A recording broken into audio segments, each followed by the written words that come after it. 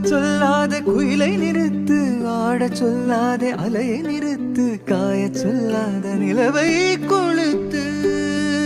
ஓ, முட்டி வழிகின்ற அருவி நிறுத்து, சுற்றி வருகின்ற பூமி நிறுத்து, பூமி துளைக்கின்ற புல்லை நிறுத்து.